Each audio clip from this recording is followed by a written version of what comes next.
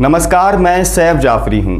आप रविशिज्म देख रहे हैं। 26 जनवरी के बाद गाजीपुर बॉर्डर के किसान आंदोलन में किसानों की कम होती संख्या राकेश टिकैत के आंसुओं से एक बार फिर भर गई है। क्या राकेश टिकैत का मीडिया के कैमरों के सामने रोना किसान आंदोलन के लिए संजीवनी बन गया? क्या राकेश टिकैत के गांव में इस वक्त क्या माहौल है, क्या हाल है? दिल्ली पुलिस में कांस्टेबल रह चुके राकेश टिकैत कैसे किसान आंदोलनों में भागीदारी निभाकर किसानों के मसीहा बने और 44 बार जेल भी गए।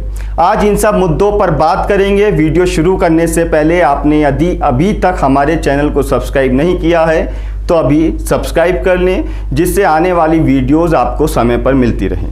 पिछले 2 महीने से अधिक समय से दिल्ली की सीमाओं पर डटे किसान आंदोलन में राकेश टिकैत को आंदोलन की सबसे कमज़ोर कड़ी समझा जा रहा था। इसके कई सारे कारण हो सकते हैं। सिंघू बॉर्डर आंदोलन के मुख्य केंद्र था। ठंड में किसान बैठे रहे, सरकार कई दौर की बातचीत करती रही, तारीख पर तारीख का डायलॉग किसानों ने आजमा भी लिया। फिर किसानों ने निर्णय लिया कि 26 जनवरी को यानी कि गणतंत्र दिवस पर किसान देश की राजधानी में ट्रैक्टर परेड निकालेगा। ट्रैक्टर परेड शुरू हुई तो बीजेपी सांसद सनी देओल के करीबी दीप सिद्धू के नेतृत्व में एक जत्था लाल किले की प्राचीर पर एक किसान संगठन और एक निशान साहिब का झंडा फहरा देता है। दीप सिद्धू पर किसान संगठन इसका आरोप लगाते हैं। बस फिर यहीं से किसान आंदोलन पर संकट शुरू होता है। एक समय में लग रहा था कि किसान आंदोलन का जीवन अब 2 से 3 दिन के बीच का बचा है, क्योंकि टिकरी बॉर्डर और सिंघू बॉर्डर के मुकाबले गाजीपुर बॉर्डर पर किसानों की संख्या काफ़ी कम थी और गाजीपुर बॉर्डर पर किसान आंदोलन को राकेश टिकैत लीड कर रहे थे। इसलिए राकेश टिकैत को किसान आंदोलन की सबसे कमज़ोर कड़ी माना जाने लगा।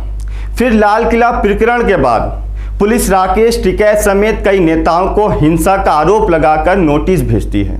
28 जनवरी की शाम होते होते राकेश टिकैत पर गिरफ्तारी के बादल मंडराने लगते हैं। पुलिस किसी भी सूरत में आंदोलन को खत्म करना चाहती थी और किसानों की कम संख्या की वजह से गाजीपुर बॉर्डर सॉफ्ट टारगेट था और पहला टारगेट था। गोदी मीडिया गाजीपुर बॉर्डर खाली किए जाने को ऐसे प्रस्तुत करने लगी जैसे अरुणाचल में चीन का कब्जा कर बनवाया गया गांव खाली करवा लिए हों। एक बार तो माना जा रहा था कि राकेश टिकैत आंदोलन खत्म करके अपनी गिरफ्तारी दे सकते हैं। गाजीपुर बॉर्डर पर बिजली काट दी जाती है, पानी बंद कर दिया जाता है, कार टॉयलेट भी हटा दिए जाते हैं। 28 जनवरी में रात होते होते ही कुछ अधिकारी गाजीपुर बॉर्डर पहुंचते हैं। किसानों आरोप लगाते हैं कि वो राकेश टिकैत को गिरफ्तार करने और आंदोलन को खत्म करने पहुंचे थे। तभी राकेश टिकैत मंच पर खड़े होते हैं और जोशीला भाषण देते हैं। अपने भाषण में राकेश टिकैत कहते हैं कि वो मर जाना पसंद करेंगे, यही मंच पर आत्महत्या कर लेंगे, लेकिन ना आंदोलन खत्म करेंगे और ना ही गिरफ्तारी देंगे।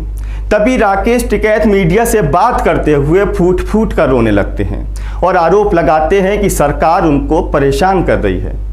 जैसे ही राकेश टिकैत की इस रोते हुए वीडियो वायरल होती है तो पश्चिम उत्तर प्रदेश से लेकर हरियाणा तक के किसानों का जमावड़ा आधी रात में सड़कों पर उतर जाता है।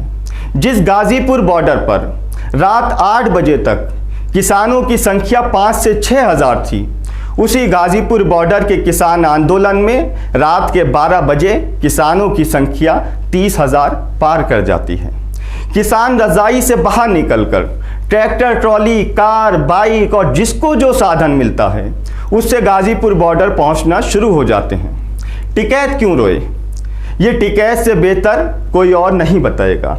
लेकिन बाबा महीन सिंह टिकैत के बेटे को रोते देखकर किसानों का जमावड़ा गाजीपुर बॉर्डर के साथ ही टिकैत के सिसौली में, उनके गांव में, उनके घर पर भी लगने लग जाता है।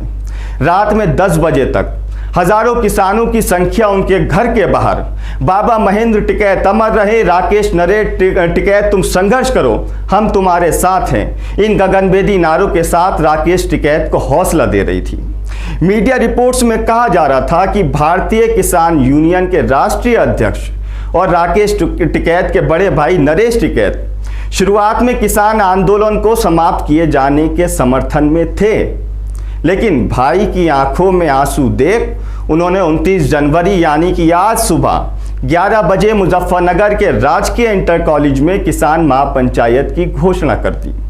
राकेश टिकैत की आवाज़ पर आज महापंचायत में हजारों किसानों की भीड़ उस महापंचायत में शामिल भी हुई।